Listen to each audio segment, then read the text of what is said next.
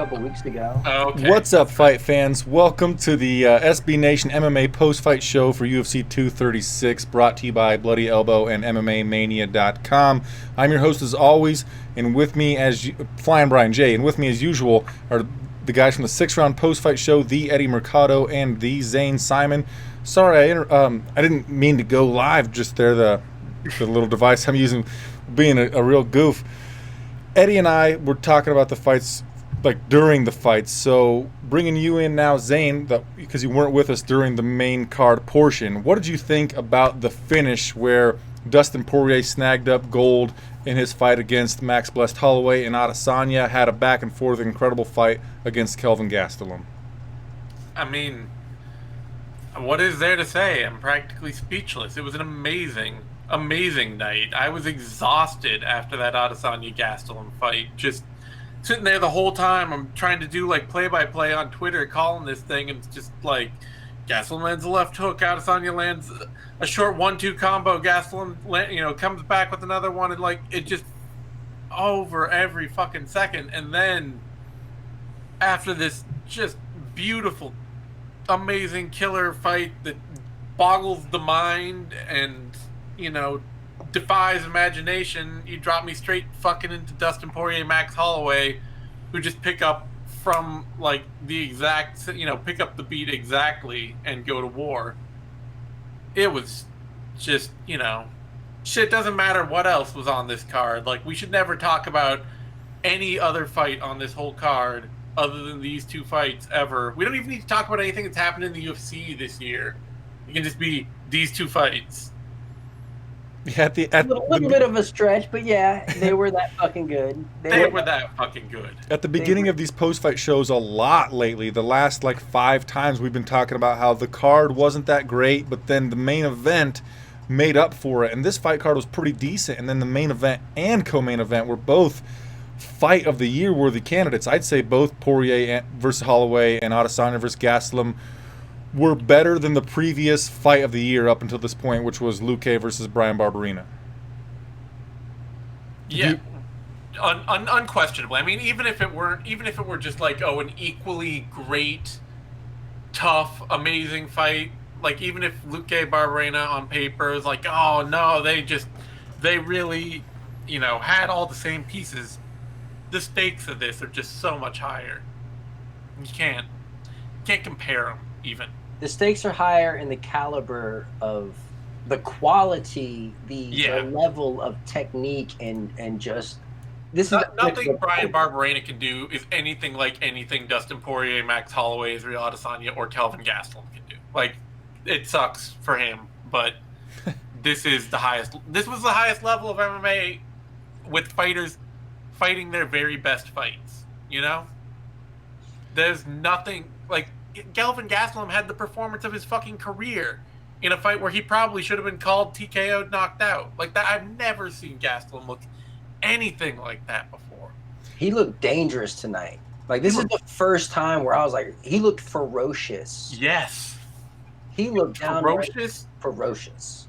And he had a right hook. Like, suddenly he had a lead hook that was scary, that was catching Adesanya and forcing Adesanya into his left hand all night. Like, for Gastelum, his core weapon has always been that left hand. For him to be able to force Adesanya into the left hand off of his right hand and make that right hand dangerous enough that Adesanya had to respect it, he put himself in every single round of that fight up until the last one. And he landed that fucking head kick. Yeah. Like, yes. What? Jesus, like, Adesanya looked like he was out on his feet. It looked like one of those points where, like, it hit him, and you think, like, oh, did that even hurt him? And then you realize, like, Adesanya can't move. Like, his whole body is frozen, and he had to reboot, like, turned him off and on again. I was seeing a scenario in my mind where I would have to explain to somebody that I've gone through that fight in my mind, Gastelum versus Adesanya, 1,000 times, and not a single one of them did I foresee Gastelum knocking out Adesanya with a left high kick. That just not something that I thought was going to happen. No. I mean, obviously, this fight was best case scenario. Yeah. Like, where has this Gastelum been? I think it must have taken these kind of stakes to call it out of him. Like, it could be just a situation where, like, he's always been happy to go with what he's got and to kind of coast on his athletic ability and his obvious toughness and his power and his balls. And his balls. We saw his cup tonight. He's got a gigantic cup.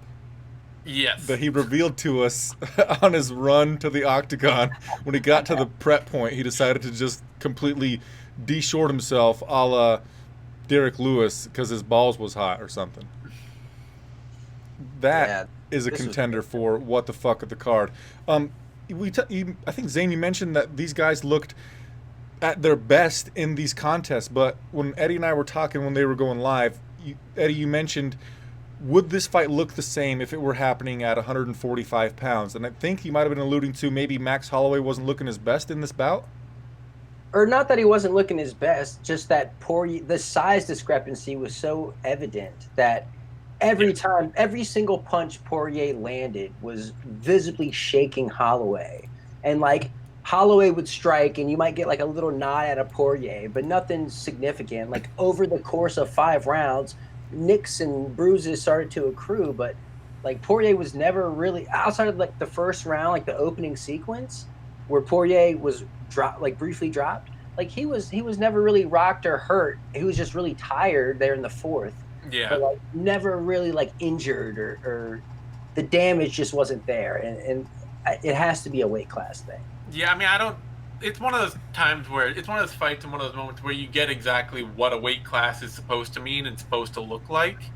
Mm-hmm. Because honestly, I feel like the technical reads on this fight were perfect for Holloway to win it. Like, he had extended stretches where it just seemed like he was getting to Poirier, mixing it up to the body, like really just being able to put the screws to him. And you felt like, oh, Holloway's got this. He can really turn this fight. And then Poirier would just crack him with one shot, and it would just shatter Holloway's confidence in his ability to pressure. And Poirier would start coming forward, and every shot looked like it hurt. And it's the kind of thing where it's just... It's a level of power and size and drive that, like, you know, we didn't even get to see that out of Jose Aldo consistently, you know, against Holloway. Like, it's what a weight division difference is supposed to look like. So I think, you know, I think that had a lot to do with it, but it's still, to me, it felt like I was watching Holloway fight his best fight that he was supposed to, like, putting together a classic performance for him. It's just there was an X factor in there that he could not work around. Yeah, and it was the size. Yeah. The size and the power. I was kind of surprised that Poirier outlanded and outthrew Max Holloway, but it was a result of that power that he was throwing Max Holloway's way. And honestly, the result of this fight was best case scenario for the featherweight and lightweight divisions, because if Max Holloway would have won the interim lightweight belt, then that sets up a fight with potentially Nurmagomedov or whatever the hell they're going to do with light interim belts nowadays. So now Max Holloway can go back to 145. We've got Poirier set up for Nurmagomedov fight, and it doesn't clog either division. Yeah, it's definitely the best. It's definitely the best thing for the winner of Jose Aldo versus Alex Volkanovski, as long as Volkanovski wins. Right. It's actually probably the worst thing for Jose Aldo. That's the one person who really loses out. Is because if he beat Volkanovski and Holloway had won and beat Poirier, then Aldo could be like, oh, well, I'll fight for an interim title or something like that, you know? But for Frankie Edgar, for Alex Volkanovski, this is the... Max Holloway losing is absolutely their best dream. For Khabib, I'm sure he would have wanted Holloway to win. Yeah, but I mean, there's still Tony Ferguson looming. Let's not forget that he's still like a thing. I'm just kind of waiting for Ferguson to, like, he's got to prove he's sane enough to fight almost. For sure. You know, as weird as that is to say, he's got to prove he's sane enough to be in a fist fight. I think about it though. It's like you're worried about the sanity of Tony Ferguson. Your champion's suspended. Like, what's really going on at lightweight? You know what I mean? Like, what's really going on there? Conor, if we can say that he's Oh. still at the tippity top of this division, is dealing with some extracurriculars himself. Who knows what his next move would have been anyway. Yeah, there's some weird shit going on at the top of this lightweight division. Zane, do you want to talk about what the fuck of the card beyond just how insanely entertaining these last two fights were? Or Not really. Like, that's the thing, is that these two fights were so good that I could be like, what the fuck happened to Eric Anders out there? He just got, like, totally styled on by Khalil Roundtree. Tiger Muay Thai in the building. What's up? Yeah, no fucking kidding.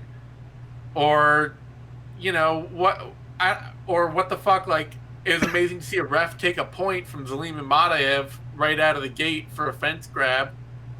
That was beautiful. But honestly, I'm too wrapped up in these the main and co-main event. Like, I can't give any importance or focus on anything else. That's definitely fair. Nikita Krylov getting that submission rear naked choke over Ovince St. Preux, that was kind of shocking, but not really worthy of anything beyond talking about it as being something more important or more entertaining or more what the fuck than the last two fights of the evening. Eddie, do you got a what the fuck or a shining star beyond the last two fights?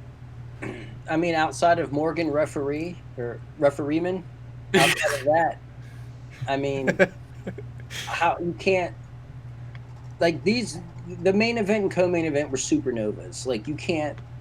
Yeah. They're going to be the brightest things out right now. Like, the hot fire. Like, Adesanya and Gastelum, like, I'm still chubbing up over it. You know what I mean? Mm-hmm. Like, it was a better fight to me than Holloway and Poirier. The size discrepancy kind of made that fight a little less fun for me, just because it's like if it were legit pound for pound, I don't think it would have looked like that. I just don't.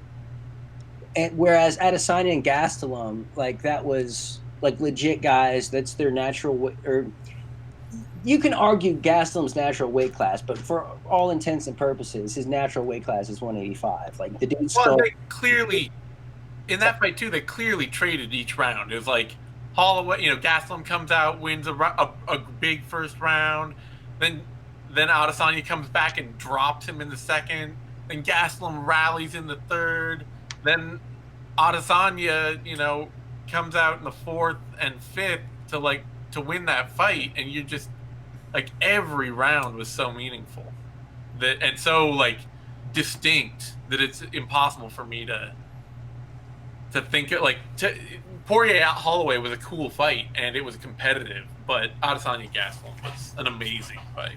Yeah, it's I think it's fight of the year, honestly. Yeah, definitely thus far.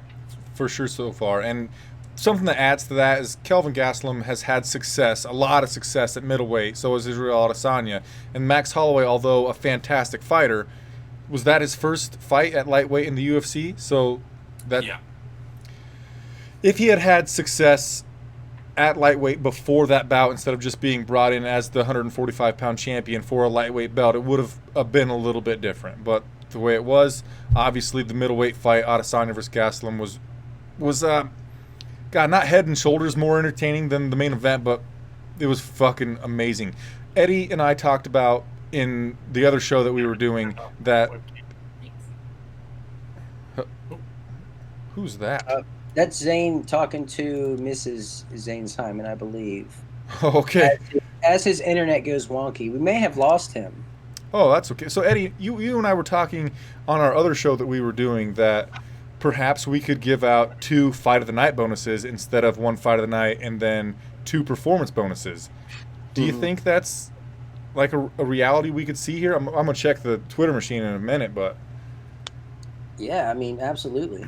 But everybody in the main event and co-main event deserve 10 performance bonuses apiece. Yeah, Like, I mean, that's how awesome these performances were from everybody.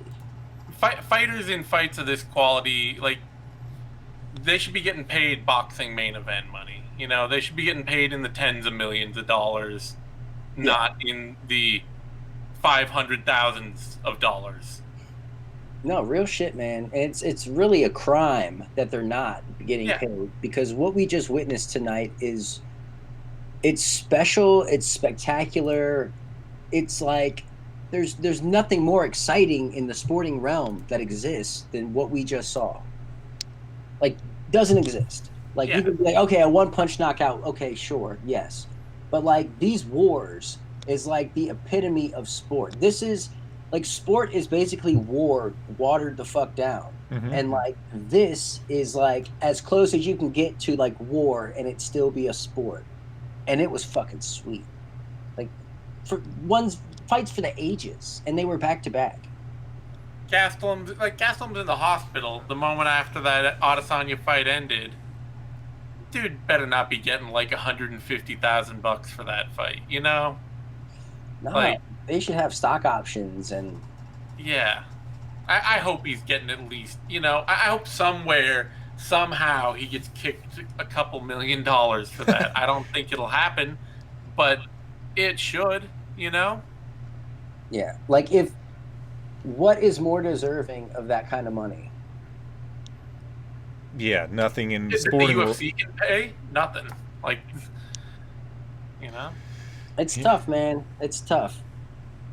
It kind of let's not talk about that. That's gonna put a damper. Yeah, that's on it. Let's celebrate the courage and the grit and determination that was on display by everybody in the co-main and main event was just on fire. They all looked great. They all showed toughness. They dug deep. Like they're all have that championship caliber heart. You know, Holloway's already a champion. Adesanya now champion, Poirier now champion. Poirier, after being in the UFC for so damn long and like paying his dues, having been knocked out embarrassingly, like Connor posterized that dude. Michael Johnson slept him badly, but like he stuck to the game plan and committed to the sport, and you know he paid his dues and it paid off for him, and I fucking love that. I was telling Brian earlier this week, I was like, man. Like my head is picking Holloway, but my heart really wants to see Poirier get this W. Like he's like Holloway's. He's been there. He's done that. He's won a belt. I'm happy for him. I wanted to see Poirier get it. You know, Poirier's the one doing all the charity work every fight. He's got a new charity he's donating all his gear to. He's been here forever, just digging in the trenches as an action fighter that people, you know, people were always excited to watch, but they weren't sold. Like he wasn't. Nobody was sold on, oh, Poirier is going to be the champion. He's going to be the next big thing for the UFC or anything like that. He was a cool action fighter who's just improved immeasurably fight after fight, year after year. And now he's clearly a championship caliber fighter. Yeah. So the UFC, they tweeted out that 359 significant strikes were landed in the main event. Second largest tally in UFC history, only behind Max Holloway and Ortega. It's 400. Yeah. That's nuts. Max Holloway is a volume punching and also eating son of a gun. How did Max Holloway not hit the deck? Oh, fuck, I have no idea. That guy, we talked about, like, he had two things on his side coming into the fight. He had the volume punching and he had the better durability.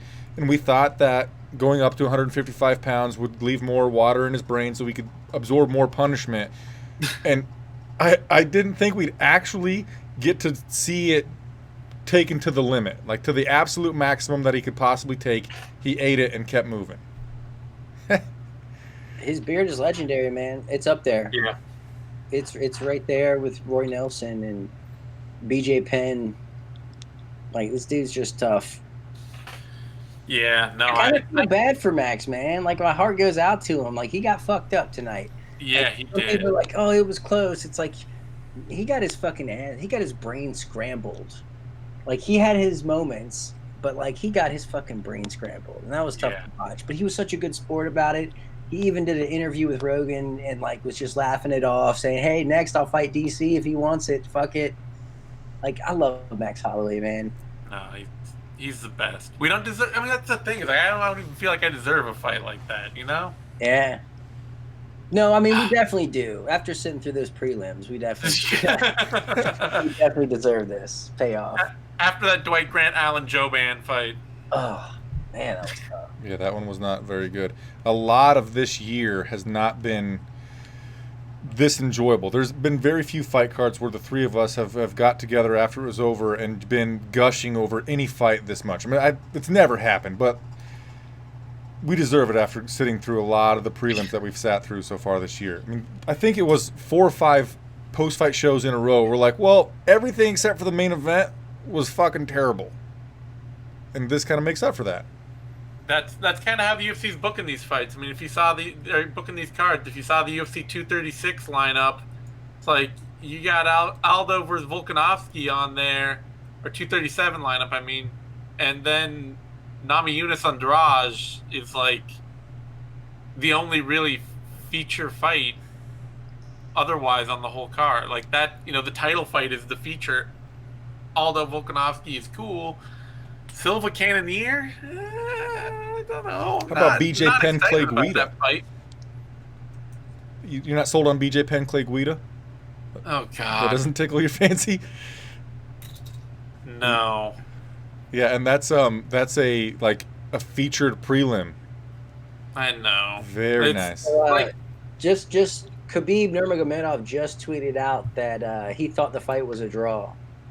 He doesn't agree with the judges 49-46. Yeah, well. But he did say he would see Dustin in September. Eagle versus Diamond. So you at least have a verbal agreement or a textual agreement from Khabib. Well, from Ali Abdelaziz. That fight's gonna get made. Ferguson doesn't really have any leverage at this point. He can't force anybody's hand. Oh, Ferguson's never had leverage. Only in his own mind did he ever have leverage. And we know now, given what we know about Ferguson's mind. Don't go there, Zane. Don't do that. You're better than that. Yeah. Well, you guys got to get to the 6th round. I'll let you do a sign off if you want, Zane. Sorry for keeping you too long. I know we're like 13 minutes past time. No, it's all right. After a card like this, I can't stop talking about it. Oh, yeah. I'm going to be up until tomorrow. Yeah. The day after. All right. You can find me on Twitter at TheZaneTime. You can find Eddie on Twitter at TheEddieMercado. You can find both of us over on 6th Round, dropping tomorrow on Bloody Elbow Presents. All our podcasts are on SoundCloud, iTunes, YouTube, Stitcher, Spotify, Blueberry, every Google Podcasts, everywhere you can find podcasts. We're trying to get there, so subscribe, check us out, check the show out tomorrow. We'll be dropping the 6th round, and thanks everyone. Thanks, Brian. Talk to you soon. Thanks for being here, Zane. Eddie, you got that extra special thing we do at the end there? The extra special thing. I was going to comment on your shirt. It reminds me of Pugsley Adams, the type of shirt that he usually rocks. I don't know if you're familiar with Pugsley from the Adams family. Oh no, yeah, I recognize that shirt. More of Where's Waldo, but blue is what I'm going for. I like Pugsley Adams better. I think that's the better. All right, we'll go with Pugsley Adams. Hey man, I had a great shirt. Bishop Precast. Go check them out. I'm gonna throw them up here again. Bishop Precast. Get your prefab concrete, all your molds. You want a fountain in your front yard, hit them up. BishopPrecast@gmail.com. It's one of my best friends since the school days. Hit him up. But yeah, this was a blast, man. I love doing shows with you. Always fun.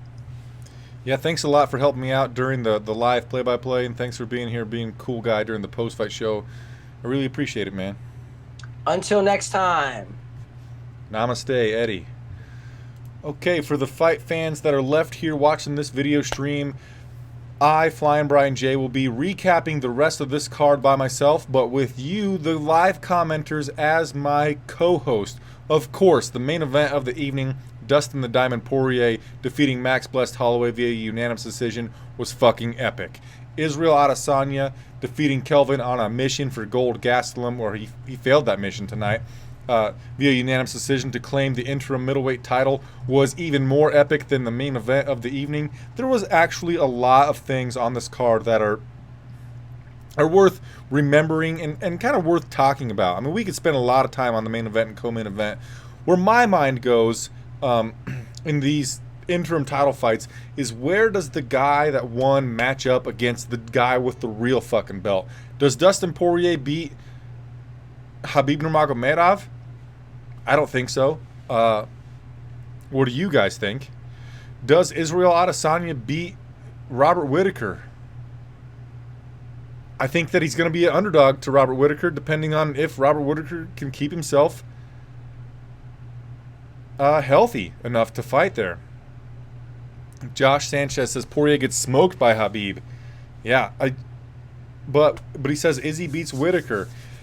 Yeah, of those two interim fights, I think that Poirier, or excuse me, I think that Adesanya has a better chance to beat the champion, the real champion, than Poirier. But I don't know. I don't like interim belts. I think those two fights, the main event and co-main event, were standalone on their own without belts on the line.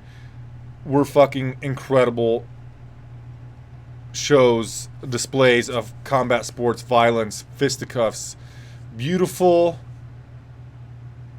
simulated war. They were so delightful to watch. Joe Rogan says that. Joe Rogan in the comment section. It's not really Joe Rogan, but he says that Yoel Romero would kill Izzy. I think that Yoel Romero would definitely beat Israel Adesanya. If they wanted to make Kelvin Gastelum versus Yoel Romero, I'd be fine with that. I love Yoel Romero. I think that he needs to go to light heavyweight, though. What's next for Kelvin Gastelum? I think like 6 months of recovery before we can even talk about something. Same thing for Max Holloway. Luckily for him, the potential number one contender, Alexander Volkanovski, has a bout at UFC 227 against Jose Aldo, where he's probably going to need some time to recover from that so that it can give Max Holloway some time to recover before going back down to 145 pounds and defending that featherweight belt. He was unsuccessful at becoming the fourth champ in the history of the UFC. It would have been cool to call him a champ and a half because he's the real champion and then an interim champion, but we didn't get that. Rob Amon is here with the people on the chopping block, and he says he's going to cut Eric Anders. Eric Anders is on a 3-fight losing streak. His only win in the last couple of years is over Tim Williams in a fight that it was tied going into the third and final round. I don't know. I think they give Eric Anders another shot, but he's going to need to go back down to middleweight, I think. His game is... Eric Anders, he lost to Khalil Roundtree. Roundtree dropped him 4 times in the second round. Roundtree was he was chewing him up with low kicks. He had that Muay Thai stance, the front leg kind of bouncing. Inside, outside low kicks, just chopping away at Eric Anders. Hooks, straights... Everything that he threw at Eric Anders' face landed, and it landed with a lot of ferocity, with a lot of velocity, and it sent him to the canvas a few times. Eric Anders had no answer for Khalil Roundtree. His game, he doesn't have a lot to throw back at his opponents, I don't know what's next for him, but I don't think that we cut him. What do we got here? Rob says his main reason for sacking Anders is his poor fight IQ and he needs to go to the regional circuit first. Josh Sanchez says, let's cut Boston Salmon. Yes, fuck it. Cut Boston Salmon. I don't know. Brian Jeffries is my name. I go by Flying Brian J because I didn't really want people on the internet to know my full name, but there you go. Brian's a really boring name. Boston Salmon's not a boring name, but it's still a weird name. It's not pleasing to hear Boston Salmon. But he went out there and he got fucking smoked by Khalid Taha. There was some hype behind Boston Salmon because he had boxed against Earl Spence Jr. and he's a boxer. Well, he got fucking crushed with, I think it was a left hook behind a right that dropped him, and then he was finished with some ground and pound. Sure, let's cut Boston Salmon. Stefan Deschazo says he got caught early. It happens. He looked great in the Contender Series. I don't know. Do you care about his next fight? I don't. And in that case, I usually say cut him. Welterweight fight between Dwight Grant and Alan Jouban happened before Khalil Roundtree versus Eric Anders, and it was one of the lowlights of the night. Let's move down. Nikita Krylov versus Ovince St. Preux. So St. Preux probably is on the chopping block, isn't he? If we're talking about that. He lost to Nikita Krylov and Dominic Reyes. Back-to-back fights. He beat Tyson Pedro. So he's probably not getting cut, but... Man, he he's not doing well lately. Like, he got hurt bad by Tyson Pedro, was able to find that straight armbar. But Nikita Krylov, in 2014, lost by Von Flue choke to Ovince St. Preux, and then he comes back and gets the rear naked choke over Ovince tonight. That's some poetic justice, I think. Eddie Mercado, while we were doing the live play-by-play, said that we should book Nikita Krylov versus Ovince St. Preux just again, and they can run it back the third time for the rubber match. I think that we saw that Ovince is on the downhill slope. He's not that durable. Krylov hurt him on the feet. Ovince had some good offensive wrestling. He got the fight to the canvas. He got Nikita Krylov in the full mount. Couldn't do anything with it.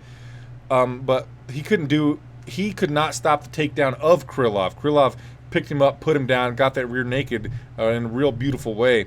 I think Ovince is close to the end of his career. Stefan DeShazo says, OSP can get cut. Sure.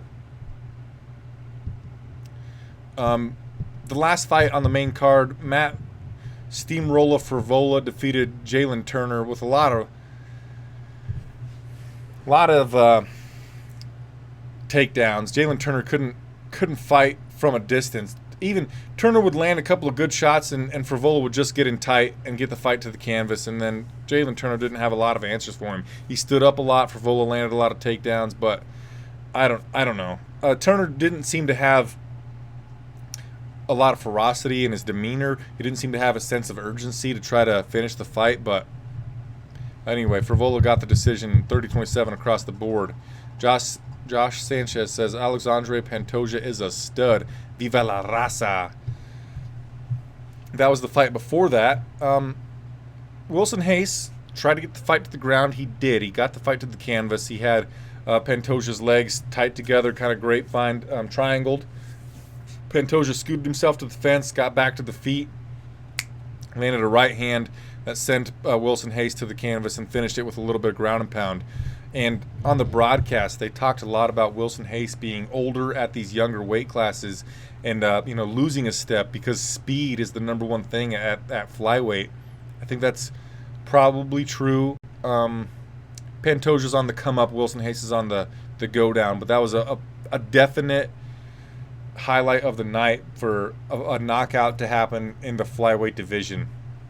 It was pretty fucking wicked and really, really fucking cool. I want to ask you guys, the live viewers, Stefan, Dean, Carlos, Josh, all of you, who would you give the post-fight bonuses to? On this post-fight show, we give out $250,000 because it's imaginary money and we're not actually giving anybody any money at all. Who would you give your post-fight bonuses to? I'm going to start looking at the real ones, see what they were. Actually, I have them already. Boom. I would give my post-fight bonuses fight of the night to Adesanya and Gastelum, fight of the night to Poirier Holloway, and then performance bonus to Nikki Nikita Krylov.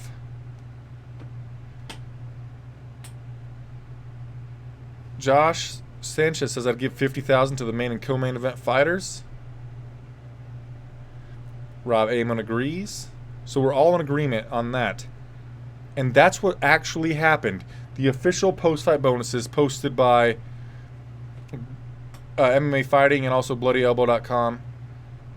Post-fight bonuses went to Adesanya, Gastelum, Poirier, and Holloway because there were 2 fight of the night. I think that might be the first time in the history of the UFC where the post-fight bonuses it was just 2 fight of the nights. That's fucking awesome. And that tells you how great the end of this fight card was. It truly was a joy to watch. And there we go. If you haven't already, please give it a thumb up on the video. We need a lot of thumbs up. There's already a shitload of thumbs down, so we need a lot of thumbs up. So if you're watching live and you don't seem to hate the content that I'm trying to put out to you, please give it a thumbs up. I've been talking for, I think, 4.5 hours almost straight, so I'm going to get out of here. My post-fight rating for the card, though, is what I want to talk about before we leave. Oh, Ryan J. Oh, Ryan J. said a what the fuck of the card that I can't really mention. I agree, but I can't mention it on the stream. My what the fuck of the card would go to. I don't know, kind of. How Nathan Cohen.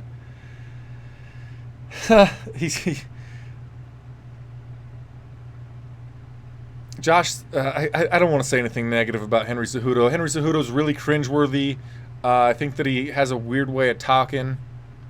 But the post-fight rating for me and Josh is both 10 out of 10. That was an amazing fight card, amazing way to end the night. I'm going to have a beer and watch the post-fight interviews if I can find them. And you can follow me on Twitter at FlyingBrianJ, and we can talk about what we're seeing in these post-fight interviews, have a little bit more conversation about the event. Rob Amon says gives a rating an 8 out of 10. Stefan DeShazo says Paulo Costa is good, but would have problems against Israel.